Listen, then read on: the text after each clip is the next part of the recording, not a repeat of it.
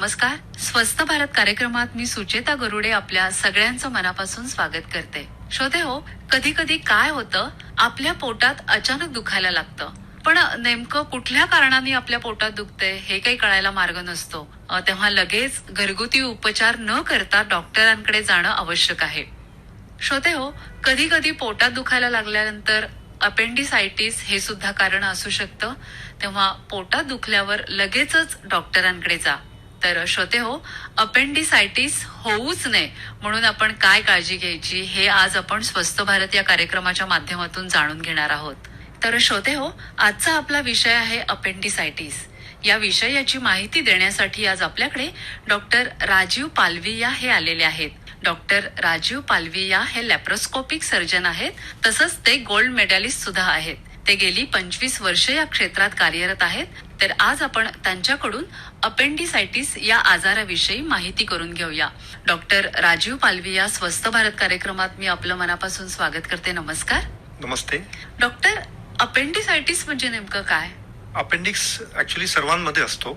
ही एक नॉर्मल नळी आहे, छोटी नळी आहे, जी आतडीतला एक भाग आहे आणि हे वेस्टिजियल ऑर्गन आहे. वेस्टिजियल ऑर्गन म्हणजे आपल्या मनुष्यामध्ये त्याची आपल्याला गरज नाहीये, त्याचं काहीही फंक्शन नाहीये. जेव्हा अपेंडिक्स मध्ये सूज येते किंवा इन्फेक्शन होतो तेव्हा आपण अपेंडिसायटिस म्हणतो. अच्छा. हे जे आजार आहे ते पुरुषांमध्ये जास्त असतो आणि मिडल एजेड म्हणजे 10 इयर्स टू 30 इयर्सच्या मध्ये जास्त आढळलं जातं. अच्छा. डॉक्टर, आता तुम्ही सांगितलं की हा आजार पुरुषांमध्ये जास्त बघायला मिळतो, तर याची काय कारण आहेत? ते कारण कोणालाहीच माहिती नाही, पण असं आढळून आलंय की पुरुषांमध्ये जास्त आहे. जी लोक नॉन व्हेजिटेरियन खातात त्यामध्ये जास्त आहे. अच्छा. असं नाही की व्हेजिटेरियन मध्ये होत नाही, त्यांच्यामध्ये पण होतं, पण नॉनव्हेज मध्ये जास्त प्रमाणात आहे. अच्छा. मग डॉक्टर, अपेंडिसायटिस होतो म्हणजे काय होतं नेमकं? अपेंडिक्स जसं मी सांगितलं, अपेंडिक्स एक छोटीशी ट्यूब आहे जी आतडीसोबत अटॅच्ड आहे, मोठी आतडीसोबत. जी मोठी आतडीतलं द्रव्य त्या अपेंडिक्सच्या मोठ्या आतडीमध्ये जातं. फ्री फ्लो असतो. नॉर्मल हेल्पफुल बॅक्टेरिया पण असतात जे ये जा करतात, पण कुठल्याही कारणामुळे जर त्याचं तोंड बंद झालं तर अपेंडिक्सला सूज येते, कारण तिथलं द्रव्य वाढतं. अच्छा. तिथे जखम होते आणि जे हेल्पफुल बॅक्टेरिया आहेत ते बॅक्टेरियाच अपेंडिक्सला इन्फ्लेम करतात, म्हणजे सूज आणतात. त्यामुळे अपेंडिसायटिस होतो. मेनली हे ऑब्स्ट्रक्टिव्ह म्हणतो आपण, म्हणजे तोंड बंद केल्यामुळे तिथे सूज येते. लहान मुलांमध्ये जंतांमुळे, जे यंग पीपल असतात, फास्ट फूड खातात जास्त, डायजेशन प्रॉपर नसेल तर तिथे संडासचे खडे होतात, ज्याला आपण फिकोलिथ म्हणतो. अपेंडिक्सची नळी फक्त 3 mm ची आहे, त्यामध्ये हे फिकोलिथ अडकतात आणि सूज करतात. अच्छा. वयस्कर माणसांमध्ये फिकोलिथच्या ऐवजी कॅन्सर हे पण त्याचं तोंड बंद करू शकतो आणि ऑब्स्ट्रक्शन आणू शकतो. तर हे आहे ऑब्स्ट्रक्टिव्ह अपेंडिसायटिस. अच्छा. थोड्या लोकांमध्ये, एस्पेशली जी यंग लोक आहेत ज्यांना ताप येतं, व्हायरल फीवर, व्हायरल इन्फेक्शन, जसं टॉन्सिलायटिस होतो तसं अपेंडिक्सला पण सूज येऊ शकतो व्हायरल इन्फेक्शनमुळे, जिथे ऑब्स्ट्रक्शन नाहीये. ते आहे नॉन ऑब्स्ट्रक्टिव्ह अपेंडिसायटिस. अच्छा. डॉक्टर, मग आपल्याला हा अपेंडिसायटिस झालाय हे आपण कसं ओळखायचं? अचानक खूप जोरात पोट दुखायला लागतं. म्हणजे सकाळी पेशंट एकदम नॉर्मल आहे, तो आपल्या कामाला जातोय, सर्व काम करतोय, आणि अचानक ऑल ऑफ अ सडन त्याला पोटामध्ये तीव्र पेन होतो. आणि क्लासिकल सिम्पटम म्हणजे पोटाच्या सेंटरमध्ये, म्हणजे बेंबीच्या इथे पहिले पेन होतो. थोड्या टायमामध्ये 1 ते 2 तासामध्ये ते पेन राईट साईडला लोअर ॲब्डोमेन तिथे जाऊन लोकलाइज होतो. पेन सोबत त्यांना उलटी आणि ताप पण होतो. तर आमच्या सर्जिकल भाषामध्ये आम्ही ट्रायड म्हणतो. ट्रायड म्हणजे 3 गोष्ट: पोटदुखी, उलटी आणि ताप. जर पोटदुखी राईट साईडला आहे, सोबत उलटी आहे, ताप आहे, तर अपेंडिसायटिस असण्याची शक्यता आहे. कारण आपल्या सर्वांमध्ये अपेंडिक्स आहे, पण जेव्हा तिथे इन्फ्लेमेशन होते, जेव्हा सूज येते, तेव्हा अपेंडिसायटिस, आणि तेव्हा पोटात दुखायला लागतं. अच्छा. पण डॉक्टर, हे अचानक का होतं? याचं कारण आहे की अपेंडिक्सची जी ल्युमेन आहे ती फक्त 3 मिलीमीटरची आहे आणि नॉर्मली ती चोकअप होत नाही. म्हणजे जी नळी आहे, ती नळी आहे ती. पण जर ती अचानक चोकअप झाली, समजा तिथे येऊन कुठलं जंत, वर्म्स आहे, राऊंड वर्म किंवा थ्रेड वर्म येऊन त्याची वाट त्यांनी बंद केली, किंवा फिकोलीत येऊन अडकलं, तर तिथलं द्रव्य खाली सरकू शकत नाही, मोठ्या आतडीमध्ये जाऊ शकत नाही. तर तिथे द्रव्य कलेक्ट होतो आणि अपेंडिक्स नॉर्मली ते द्रव्य तयार करतो. त्यामुळे तिथे ती सूज वाढते, फुग्यासारखी वाढते. पण एक टाइम येईल जेव्हा तिथे जागा नाही, तेव्हा खूप जोरात दुखायला लागेल अच्छा, पण तुम्ही म्हणालात की ती हळूहळू सूज वाढते, म्हणजे सूज यायला तर अगोदरपासूनच सुरुवात होत असते. मग तेव्हा आपल्याला काही ही लक्षणं दिसून येत नाहीत का? तेव्हा नाही, जेव्हा सूज एका लिमिटपेक्षा जास्त होते तेव्हा लक्षणं येतात. डॉक्टर, आता तुम्ही लहान मुलांबद्दल सांगितलं की लहान मुलांमध्ये आणि वृद्ध लोकांमध्ये थोडंसं याचं प्रमाण जास्त आहे म्हणण्यापेक्षा त्यांना खूप काळजी घ्यावी लागते. तर लहान मुलांमध्ये अपेंडिसायटिस होण्याची कारणं काय आहेत? लहान मुलांमध्ये मेनली जंतांमुळे होतो, कारण ते बाहेरचे खातात, त्यांची हातं तेवढी क्लीन नसतात, तर त्यामुळे त्यांना पोटामध्ये जंत होतात आणि जर ते जंत अपेंडिक्सच्या वाटेमध्ये जाऊन तिथे चोकअप केलं की त्यांना अपेंडिसायटिस होतो. खूप छान रचना दिली आहे बॉडीमध्ये. आपल्या पोटामध्ये आतड्या आहेत, फॅट आहे, हे सर्व अपेंडिक्सच्या मदतीला येतात. नॉर्मली जेव्हा अपेंडिक्सला सूज स्टार्ट होते तेव्हा ते मदतीला येतात, त्याला सराउंड करतात, सराउंड करून त्याला कुशन करतात. म्हणजे अपेंडिक्स एक वेगळं राहतो, बाकी अव्यय वेगळे होतात. अच्छा. तर अपेंडिक्सची सूज बाहेर पडू देत नाही आणि ते सूज कमी करण्यामध्ये पण हेल्प करतात. पण जे फॅट आहे बॉडीमध्ये, अच्छा. फॅट आणि आतडी, ते बाहेरून त्याला एनक्लोज करतात, अपेंडिक्सला बाहेरून सपोर्ट करतात. अच्छा. पण लहान मुलांमध्ये पोटामधलं फॅटचं प्रमाण कमी असतो, तर तेवढं फॅट सराउंडिंगला येऊ शकत नाही आणि न आल्यामुळे अपेंडिक्सची सूज वाढते आणि ते फुटू शकतं. अच्छा. डॉक्टर, आता तुम्ही इतके वर्ष या क्षेत्रात आहात, तर लहान मुलं खूप पेशंट्स येतात का तुमच्याकडे? आहे का प्रमाण जास्त? हो, मॅक्झिमम पेशंट आमच्याकडे येतात ते 10 to 20 इयर्स या एज ग्रुप मधले येतात. ते लाईफस्टाईल लहान मुलांची पण मोठ्यांप्रमाणेच बदललेली आहे, तर हे काही कारण असू शकतं का? हे कारणं आहेत हा. आणि यामुळे आता आम्ही अपेंडिसायटिसचे आजार जास्त बघतो. अच्छा. जास्त लोक या आजाराने इमर्जन्सी मध्ये येतात.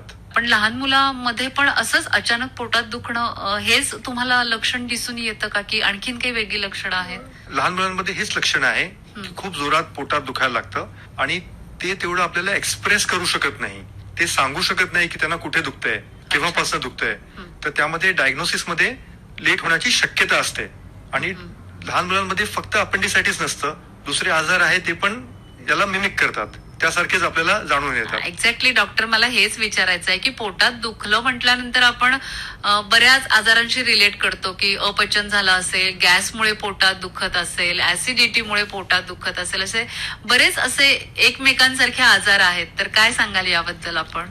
जर लहान बाळाला किंवा 8-9 वर्षाचा मुलगा आहे, त्याला पोटात तो म्हणतो की मला 4-5 दिवसापासून दुखतोय, बारीक दुखतोय, कधी लेफ्टला दुखतो, कधी राईटला दुखतो, उलटी नाहीये, ताप नाहीये, तर अपेंडिसायटिसचे चान्सेस कमी आहेत. पण जर तो हिस्ट्री देतोय की मी कालपर्यंत एकदम व्यवस्थित होतो, मी शाळेत पण गेलो आणि शाळेत अचानक मला दुखायला लागलं, दुखल्यानंतर मला 3 उलटी झाली, म्हणून मी घरी आलो, घरी आल्यानंतर मला ताप आला, तर हे ट्रायड झालं, पोटदुखी, उलटी आणि ताप. तर हे मोस्टली अपेंडिसायटिस आहे. अच्छा. जेव्हा डॉक्टर चेक करतील, अपेंडिसायटिसचे वेगळे साईन्स असतात, ते मेडिकल साईन्स आहेत, ते एलिसिट केले, ते आपण दर्शवले, तर आपण डायग्नोसिस करू शकतो की हे अपेंडिसायटिसची शक्यता जास्त आहे. अच्छा. आणि तरुण मुलांमध्ये काही याचं प्रमाण आहे का सध्या? हो, खूप आहे. अशी मुलं तुमच्याकडे तक्रार घेऊन आली तर पहिल्यांदा काय करता तुम्ही? म्हणजे सर्वात पहिले आम्ही जेव्हा मुलं अशी येतात तेव्हा ती खूप अँक्शियस असतात, घाबरलेली असतात. त्यांच्यासोबत आई वडील सुद्धा घाबरलेले असतात, कारण त्यांना पण काही कळत नाही. त्यांना असं वाटतं की कालपर्यंत त्याला काहीच नव्हतं, हे अचानक हे काय झालं. तेव्हा त्यांना आम्ही कम्फर्ट करतो, पहिले कम्फर्टेबल त्यांना सांगतो की काही घाबरण्यासारखं नाहीये. त्याच्याशी बोलता बोलता आपण पोटाचं निरीक्षण करतो, सायन्स एलिसिट करायची प्रयत्न करतो. अच्छा. जर त्यामध्ये कुठलेही सायन्स नाहीये, म्हणजे हे मेनली गॅसमुळे असेल किंवा काहीतरी खाल्ल्यामुळे कोलिकी पेन असेल, तर त्यांना आपण औषधं देऊन घरी पाठवू शकतो.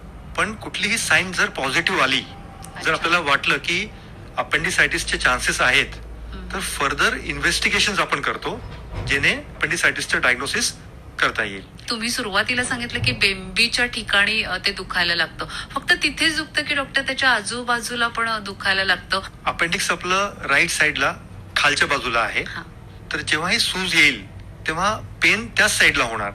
तर इनिशियली अपेंडिक्सची जी कव्हरिंग असते त्याला पेरिटोनियम म्हणतो आपण. तर पेरिटोनियम आणि जी बेंबीतलं पेरिटोनियम, त्यांची नर्व सप्लाय सेम असल्यामुळे इनिशियल पेन बेंबीजवळ होतो. पहिलं तास बेंबीजवळ पोट दुखेल आणि नंतर स्लोली जसं अपेंडिक्सची सूज वाढते 1-2 तासामध्ये, ते पेन राईट साईडला येऊन लोकलाइज होतो. असं मायग्रेटरी पेन जर आहे की इनिशियली बेंबीजवळ आणि 2 तासानंतर राईट साईडला सोबत व्हॉमिटिंग आणि ताप, तर अपेंडिसायटिसची शक्यता जास्त होते. अच्छा डॉक्टर, वृद्ध लोकांमध्ये सुद्धा हे दिसून येतं का आणि त्यांची काही कारणं वेगळी असतात का? वृद्ध माणसांमध्ये लकीली अपेंडिसायटिसचे चान्सेस कमी असतात. जी ग्रोईंग पॉप्युलेशन आहे त्यामध्ये चान्सेस जास्त आहेत, पण कॉम्प्लिकेशन वयस्कर लोकांमध्ये जास्त आहेत. त्याची पण कारणं आहेत. एक तर ते medically compare to young people medically तेवढे फिट नसतात. काही लोकांना ब्लड प्रेशर असतो, काहींना डायबिटीस असतो, हृदयविकार असतो, कोणाला हार्ट अटॅक आलेला असतं, तर हे लोक हाय रिस्क पॉप्युलेशन मध्ये येतात. दुसरं, त्यांची प्रतिकार शक्ती कमी असते. जे तरुण माणसापेक्षा वयस्कर लोकांची प्रतिकार शक्ती कमी असल्यामुळे इन्फेक्शन स्पीडने वाढतं, तीव्रता असते ती फास्ट असते. डायबिटीस असेल तर त्यांना तेवढं पेन जाणवून येत नाही, तर ही लोक प्रेझेंट करताना जेव्हा डॉक्टरांकडे येतात थोडीशी लेट येतात, 2-3 दिवसानंतर येतात, आणि त्यांना आपल्या आयुष्यामध्ये खूप वेळा पोट दुखलेलं असतं, त्यांना वाटतं की हे तर गॅसचेच प्रॉब्लेम आहे, म्हणून ते लेट येतात. लेट प्रेझेंटेशन असल्यामुळे कॉम्प्लिकेशन्स जास्त होतात. यासोबत वयस्कर लोकांमध्ये आणखीन एक कारण आहे अपेंडिसायटिसचं, ते म्हणजे कॅन्सर. अपेंडिक्सचं कॅन्सर किंवा आतडीतलं कॅन्सर. जेव्हा अपेंडिक्स मध्ये कॅन्सर असेल, परत ते नळीला चोकअप करणार आणि चोकअप केल्यामुळे अपेंडिसायटिस होईल आणि त्यामुळे लोक येतात. अच्छा डॉक्टर, आता तुम्ही कॅन्सरचा उल्लेख केला, तर अपेंडिक्सला सुद्धा कॅन्सर होऊ शकतो? त्याची काही कारणं वेगळी आहेत की?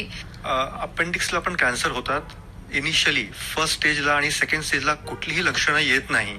अनफॉर्च्युनेटली कुठलीही लक्षणं नाहीये, कारण अपेंडिक्स आपल्यासाठी काही काम करत नाहीये, तो आपल्याला त्रास पण देत नाहीये. पण जेव्हा हे कॅन्सर वाढतं आणि नळी चोकअप करतं, तेव्हा पोटात दुखायला लागतं. हे एक गुड साईन मी म्हणेन की ऍटलिस्ट पोटात दुखलं, आपण ऑपरेशन करून अपेंडिक्स काढला, अपेंडिक्सला बायोप्सीला पाठवलं, त्यामुळे ते कॅन्सर निदान झालं. आणि अपेंडिक्सचे जे कॅन्सर आहेत त्यांची प्रोग्नोसिस खूप छान आहे, म्हणजे सर्व्हायव्हल रेट जास्त आहेत बाकी कॅन्सरपेक्षा. अच्छा, म्हणजे तो अवयव काढून टाकल्यानंतर मग पुन्हा काहीच होत नाही, कम्प्लिटली क्युअर होतो. डॉक्टर, समजा एखाद्या गरोदर स्त्रीला अपेंडिसायटिस झाला तर मग कसं काय, कारण ती प्रेग्नंट असते, तर कसं काय तुम्ही तिची टेस्ट करता म्हणा किंवा तिच्यावर काही उपचार करायचे असतील तर ते कसे करता तुम्ही? थोडे कॉम्प्लिकेशन्स असतात? हो, जेव्हा अपेंडिसायटिस आपण क्लिनिकली सस्पेक्ट करतो, अपेंडिसायटिस आपण म्हणतो की इट्स अ क्लिनिकल डायग्नोसिस, म्हणजे पेशंटचे सिम्पटम आणि आपण एलिसिट केलेले साइन्स, त्यामध्ये आपण अपेंडिसायटिस डायग्नोज करतो आणि कन्फर्म करण्यासाठी आपण सोनोग्राफी करतो. सोनोग्राफीमध्ये 90 to 95% टाइम्स डायग्नोसिस कन्फर्म होतात. फक्त 5% टाइम्स ते कन्फर्म होत नाही, त्यामध्ये आपण सिटी स्कॅन करतो. हे मी नॉर्मल सांगतो, नॉर्मल माणसांमध्ये. पण सिटी स्कॅन मध्ये रेडिएशन असतात, त्यामुळे आपण छोट्या बाळांमध्ये आणि प्रेग्नेंट स्त्रियांमध्ये आपण करत नाही, कारण त्याचे दुष्परिणाम आहेत. हे एक फर्स्ट चॅलेंज, डायग्नोसिस मधलं सेकंड चॅलेंज आहे की जसं गर्भाशय वाढतं तसं अपेंडिक्सची जी जागा आहे, साईट, ते वरती सरकतं. अच्छा. किती वेळा ते लिव्हरच्या बाजूला येतं, तर जे पेन नॉर्मली जे बेंबी जवळ होऊन नंतर राईट साइड लोअर ऍब्डोमेन मध्ये येतं, तसं प्रेग्नन्सीमध्ये होत नाही. प्रेग्नन्सीमध्ये अटिपिकल पेन होतो, अटिपिकल साईट, म्हणजे त्यांना पोटामध्ये दुसऱ्या ठिकाणी पेन होणार. अच्छा. म्हणजे वरच्या बाजूला किंवा राईट साइडला वरच्या बाजूला. आणि असे पेन आपल्याला वाटतं की ते लिव्हरच्या आजारामुळे आहे का किंवा अल्सरमुळे आहे का, त्यामुळे डायग्नोसिस होण्यामध्ये विलंब होऊ शकतो. सोनोग्राफी नॉर्मल माणसामध्ये 95% पिकअप करू शकते, पण प्रेग्नन्सीमध्ये गर्भाशय असल्यामुळे किती वेळा अपेंडिक्स व्यवस्थित दिसत नाही. अच्छा. आणि थर्ड जे सिटी स्कॅन आहे ते आपण करू शकत नाही त्याच्या कॉम्प्लिकेशनमुळे. तर क्लिनिकली आपल्याला ठरवायला लागतं की कसं आहे. तर असे जे पेशंट असतात त्यांना आम्ही युजली ऍडमिट करतो, ऍडमिट करून IV अँटीबायोटिक देतो आणि अंडर ऑब्झर्वेशन ठेवतो. एक 6 तासामध्ये किंवा 10 तासामध्ये प्रोग्रेस कशी असते त्याप्रमाणे ते आपल्याला सर्जनला डायग्नोसिस करता येतं. आणि जर अपेंडिसायटिस कन्फर्म्ड असेल तर प्रेग्नन्सीमध्ये सुद्धा अर्ली ऑपरेशन सेफ आहे. अच्छा, म्हणजे गरोदर स्त्रियांचं ऑपरेशन करू शकता तुम्ही इमर्जन्सीमध्ये? येस, ऑपरेशन सेफ आहे. आणि गरोदर स्त्रियांमध्ये याचं प्रमाण पण खूप कॉमन आहे, म्हणजे 5,000 स्त्रियांपैकी एकाला अक्यूट अपेंडिसायटिस होतो. अच्छा, पण याचा बाळावरती काही परिणाम होत नाही का? जर अनकॉम्प्लिकेटेड अपेंडिसायटिस असेल तर त्या अपेंडिसायटिसच्या बाळाला वरती काही परिणाम होणार नाही. पण जर ते अपेंडिक्सचे कॉम्प्लिकेशन झाले, जसं की अपेंडिक्स फुटलं किंवा त्या अपेंडिक्स मध्ये पस झालं किंवा गँग्रीन झालं, तर गँग्रीन आणि या कंडिशनमध्ये जे जंतू असतात ते प्रेग्नेंट स्त्रीच्या रक्तामध्ये पसरतं. त्याला आपण बॅक्टेरियमिया सेप्टिसिमिया म्हणतो, सेप्टिक. अच्छा. आणि हे बॅक्टेरिया मग बाळाला धोका देऊ शकतात. अच्छा. तर आपण तोपर्यंत थांबायचं नसतं. ही स्टेज येण्यापूर्वी ऑपरेशन करून जर अपेंडिक्स काढलं अच्छा. तर बाळांमध्ये कुठलाही दुष्परिणाम होणार नाही. अच्छा. डॉक्टर राजीव, तुम्ही आता बोलता बोलता गँग्रीन हा शब्द वापरला, तर अपेंडिक्स या अवयवाला सुद्धा सगळ्यांमध्येच गँग्रीन होऊ शकतो का? आणि गँग्रीन झाल्यानंतर काही वेगळी लक्षणं आपल्याला दिसतात का, की फक्त पोटात दुखणं हेच पुन्हा सुरू होतं? काय आहे गँग्रीन हा प्रकार? गँग्रीन म्हणजे सेल डेथ. म्हणजे कुठलेही टिश्यू जर मेलं त्याला आपण गँग्रीन म्हणतो. कॉमनेस्ट गँग्रीन आपण म्हणतो जे सर्वांना माहिती आहे ते असतं डायबिटीसच्या लोकांमध्ये पायांमध्ये होतो, हो. पायांच्या बोटांमध्ये होतो, बोट काळी पडतात. तसंच गँग्रीन कुठेही होऊ शकतो. आणि अपेंडिक्स मध्ये गँग्रीन कॉमन आहे. जर अपेंडिसायटिस सिव्हिअर असेल, त्याचे जे बॅक्टेरिया आहेत ते खराब प्रकारचे असतील तर अपेंडिक्सचं ब्लड सप्लाय बंद पडतो, खंडित होतो आणि अपेंडिक्स काळं पडतं. या लोकांमध्ये सिव्हिअरिटी खूप जास्त असते आणि फास्ट प्रोग्रेशन असतं. म्हणजे जेव्हा सकाळी एक्झाम्पल द्यायचं असेल, सकाळी पेशंट नॉर्मल आहे, फक्त पोट दुखते, उलटी होते म्हणून ऍडमिट झालं, IV अँटीबायोटिक सुरू केले, अपेंडिसायटिस डायग्नोज झालं, पण 3 तासामध्ये पेशंटचे नाडीचे ठोके वाढतात, बीपी कमी होते, ताप जास्त होतोय, पोटदुखी वाढते. याचा अर्थ की ते एकतर म्हणजे अपेंडिक्स फुटलेलं आहे किंवा गँग्रीनस आहे. या लोकांना इमिजिएट सर्जरीची गरज असते. पण डॉक्टर, मनामध्ये एक छोटासा प्रश्न येतो की हा गँग्रीन आतमध्ये झाल्यानंतर त्याचं इन्फेक्शन आजूबाजूच्या अवयवांना होतं का? इन्फेक्शन जसं अपेंडिक्सच्या बाहेर आलं की ते पोटामध्ये पसरतो. पोटामध्ये जे बाजूची आतडी आहेत, दुसरे अवयव आहेत, त्यामध्येही त्याचा इफेक्ट होतो. दुसरं ते रक्तवाहिनीमध्ये शिरतं. अच्छा. रक्तवाहिनीमध्ये शिरल्यामुळे ते डिफरंट ऑर्गन्स मध्ये जातं. लिव्हर मध्ये जाऊन लिव्हर मध्ये पण पू करू शकतो. अच्छा. त्याला आपण लिव्हर ऍब्सेस म्हणतो. त्याचप्रमाणे पोटामध्ये तो पाणी आणि पोटामध्ये पस तयार करू शकतो. तर अपेंडिसायटिस एकदम माइल्ड आहे, पण याचे कॉम्प्लिकेशन खूप तीव्र आणि खूप भयावह आहेत. अगदी. डॉक्टर, तुम्ही आता बोलता बोलता सुरुवातीपासून सांगताय की म्हणजे अपेंडिक्स हा फुटतो आणि ते झाल्यानंतर खूप कॉम्प्लिकेशन्स येतात का? काय काय कॉम्प्लिकेशन्स येतात अशा केसमध्ये? नॉर्मली अपेंडिक्सची जशी सुरुवात झाली की त्याचे जे ट्रायड सिम्पटम्स सुरू होतात, बॉडी पण रिस्पॉन्ड करते. जसं मी सांगितलं की फॅट येऊन अपेंडिक्सच्या भोवती सराउंड करणार पोलिसांसारखं, हो. म्हणजे प्रोटेक्शन हा. सारखं. ओमेंटम, त्याला मी ओमेंटम म्हणतो. आणि अच्छा. Omentum is policeman of abdomen. जिथेही सूज असेल तिथे आपलं पोलिसपेन जाऊन त्यांना सराउंड करतो. पण जे बॅक्टेरिया आहे त्यांची पॉवर जर जास्त असेल, ट्रीटमेंट व्यवस्थित मिळाली नाही तर एक लिमिट पर्यंत अपेंडिक्स एक्सपांड होऊ शकतं बलून सारखं. पण एका लिमिटच्या बाहेर गेलं की ते फुटतं. जे पू अपेंडिक्सच्या आत होतं ते पू आता अपेंडिक्सच्या बाहेर आलं आणि बाहेर येऊन पोटामध्ये त्याला खूप स्पेस आहे पसरण्यासाठी आणि ते फाईट करण्यासाठी बॉडी पण रिस्पॉन्ड करते आणि त्यामुळे आणखीन ते त्यांची आत फायटिंग होते आणि त्यामुळे ते वाढतं, पोटामध्ये पाणी वाढतं. हे इमिजिएटली. तर हे पोटामध्ये जर पू पसरलं असेल तर किती बिकट अवस्था असेल ते आपण समजू शकतो. अगदी.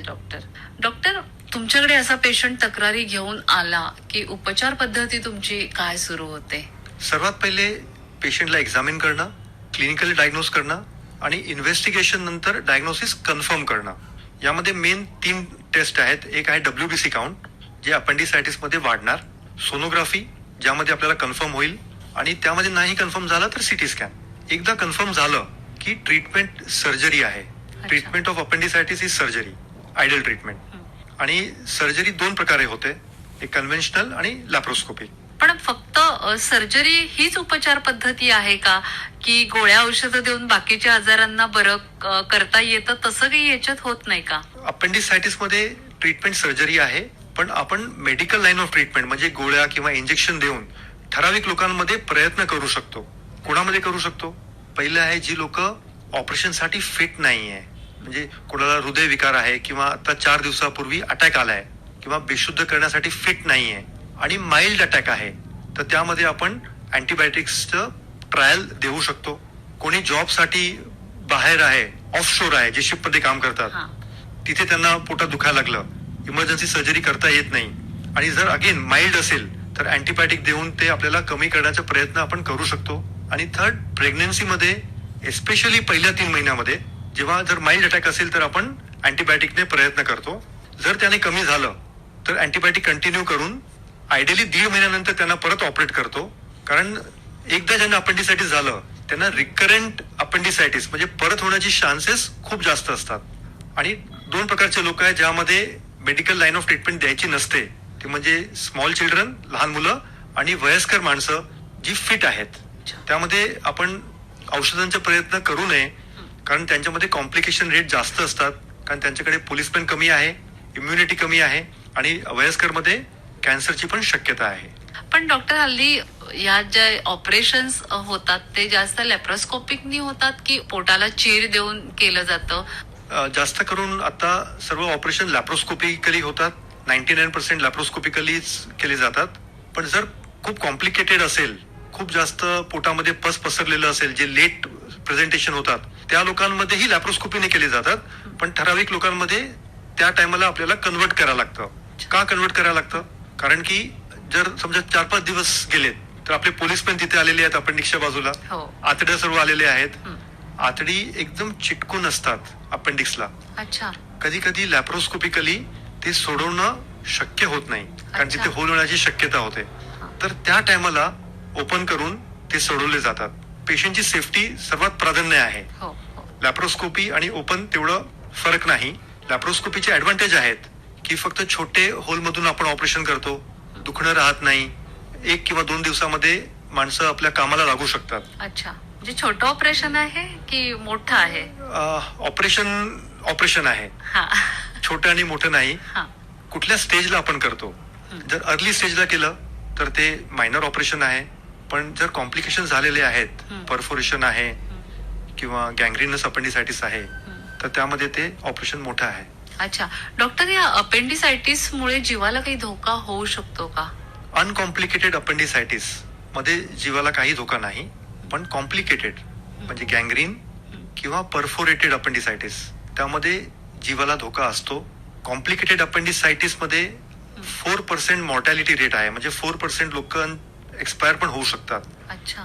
फक्त कॉम्प्लिकेटेड अपेंडिसायटिस मध्ये ज्यांची इम्युनिटी कमी आहे, वयस्कर लोक आहेत, हार्ट डिझिजेस आहेत, त्यांमध्ये. अच्छा. डॉक्टर, पोटात दुखणं हे फक्त अपेंडिक्सच असू शकतं का की आणखीन काही आजारांनी दुखू शकतं? काय आहे नेमकं? पोटदुखी दुसऱ्या कारणाने पण होऊ शकते, जसं की किडनी स्टोन. जर राईट साईडला किडनी स्टोन असेल तर त्यांचं पेन अपेंडिक्स सारखं मिमिक करतो, त्याची ऍक्टिंग करतो. अल्सरचं पेन पण अपेंडिक्सची मिमिक करतो. पण हे सर्जन जे साईन्स एलिसिट करतात त्यामध्ये रूल आउट करता येतो. सोबत आणखीन एक आहे एक्टॉपिक प्रेग्नन्सी. एक्टॉपिक प्रेग्नन्सी पण अपेंडिसायटिसला मिमिक करते.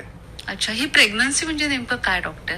नॉर्मल प्रेग्नन्सी युट्रस मध्ये होतो, म्हणजे गर्भाशयामध्ये होतो, आणि गर्भाशय वाढतं, काही प्रॉब्लेम नाही. पण जेव्हा प्रेग्नन्सी गर्भाशयाची नलिकामध्ये होतो, फॅलोपियन ट्यूब, त्याला आपण एक्टॉपिक प्रेग्नन्सी म्हणतो. अच्छा. तिथे वाढण्यासाठी स्पेस नाही. जसं एम्ब्रिओ वाढतो तर ती ट्यूब फाटते, रप्चर होते. रप्चर झाली की रक्तस्राव होतो आणि इमर्जन्सी सर्जरी लागते. अच्छा. जर आपण हे निदान पहिले केलं, एक्टॉपिक प्रेग्नन्सी मध्ये केलं, तर मेडिसिन मध्ये ते डिझॉल्व्ह करता येतो. पण जर रप्चर झालं तर याला सर्जरी लागते, ते पण इमर्जन्सी सर्जरी. अच्छा. तर हे सर्व डिफरन्शियल डायग्नोसिस म्हणजे जे अपेंडिसायटिसला मिमिक करतात. अच्छा. डॉक्टर, हे ऑपरेशन झाल्यानंतर त्या पेशंटनी काय काळजी घ्यायची? लाईफस्टाईल चेंज करायची आहे? काय नेमकं करायचं आहे? ऑपरेशन नंतर कुठलीही लाईफस्टाईल चेंज करायची गरज नाही. कारण जे आपल्या बॉडीमध्ये ज्याची गरज नाहीये तेच अवयव आपण काढले, तर कुठलीही चेंज करायची आपल्याला गरज नसते. खाण्यापिण्याची काही पथ्य आहेत? ऑपरेशन नंतर काही पथ्य नाही. नॉर्मली सकाळी ऑपरेशन केलं की इव्हनिंग पर्यंत त्यांना लिक्विड डाएट, नेक्स्ट डेला फुल डाएट करून आपण डिस्चार्ज करतो. अच्छा. पण डॉक्टर, अपेंडिस या अवयवाला काही होऊच नाही म्हणून आपण काय काळजी घ्यायची? हो, हे सर्वात छान क्वेश्चन आहे आणि सर्वात इम्पॉर्टंट.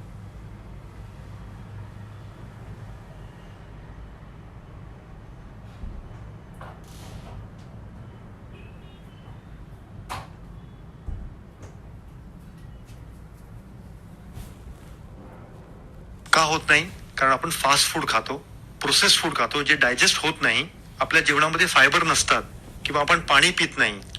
यामुळे ते खडे तयार होतात जे अपेंडिसायटिस करतात. जर थोडी आपण काळजी घेतली, पाणी आपण जर 3 लिटर पिल्लं ऍडल्ट माणसांनी, लहान मुलांनी 1.5 ते 2 लिटर, हाय फायबर डाएट म्हणजे सॅलड, डेली डाएट मध्ये आपल्याला सॅलड, फ्रुट्स आणि पालेभाजी ही खायला पाहिजे. फास्ट फूड खाऊ नये, प्रोसेस फूड खाऊ नये आणि हे सर्व केल्यानंतर आपलं कॉन्स्टिपेशन अवॉइड होईल, डायजेशन बेटर होणार आणि टायमामध्ये जेवण करणं. आपल्याला बॉडीला ती सवय पाहिजे की सकाळी आपण नाश्ता करणार 7 वाजता, दुपारी 12ला जेवणार, रात्री 8ला जेवणार, तर त्याच टायमाला जेवण पाहिजे. जे अनियमित जेवतात की आज नाश्ता केला आपण 11 वाजता, उद्या आपण जेवतोय 3 वाजता, तर या लोकांमध्ये डायजेस्टिव्ह प्रॉब्लेम येतात, अपेंडिसायटिसचे चान्सेस वाढतात. आणि लास्टली एक्सरसाइज. जशी आपली बॉडी मुवमेंट्स होतील त्याचे डायजेशन व्यवस्थित होतील. तर हे सर्व केल्यानंतर चान्सेस अपेंडिसायटिसचे फार कमी होणार आणि याने आपली ओव्हरऑल हेल्थ पण वाढेल. डॉक्टर राजीव पालवी या चर्चेच्या शेवटी आपल्या श्रोत्यांना आपण काय सांगाल? टेक होम मेसेज आहे की समजा कुणाला जर पोटात दुखत असेल, एस्पेशली मायग्रेटरी पेन, जे बेंबी जवळ आलंय, नंतर राईट साईडला गेलंय, उलटी आहे, तर हे अपेंडिसायटिस असू शकतं. तुम्ही त्वरित सर्जनना दाखवा. सेकंड आहे, आपण अपेंडिसायटिस टाळू शकतो. जी वस्तू मी सर्व सांगितलेलं आहे, आपण डाएटमध्ये थोडे चेंजेस केले, एक्सरसाइज केली, तर अपेंडिसायटिस टाळू शकतो. आणि जर अनफॉर्च्युनेटली आपल्याला अक्यूट अपेंडिसायटिस डायग्नोज झालं आहे, तर अजिबात घाबरू नका. तुम्ही सर्जनना दाखवा. सर्जरी लागली तर ते अर्ली करा, इमिजिएटली करा, जेणेकरून कुठलेही कॉम्प्लिकेशन्स होणार नाही. आणि एस्पेशली पीडियाट्रिक एज ग्रुप, लहान मुलं आणि प्रेग्नेंट फिमेल्स, त्यांनी जास्त विलंब करू नये, कन्सल्टिंग करण्यामध्ये विलंब करू नये. डॉक्टर राजीव पालवी आज आपण इथे आलात आणि अपेंडिसायटिस या आजाराविषयी खूप महत्वाची अशी माहिती खूप सोप्या शब्दात आमच्या श्रोत्यांना दिली. त्याबद्दल मी सगळ्या श्रोत्यांतर्फे, आकाशवाणीतर्फे आणि या कार्यक्रमाचे सादरकर्ते डॉक्टर प्रफुल्ल तांबे यांच्यातर्फे आपले मनापासून आभार मानते. धन्यवाद.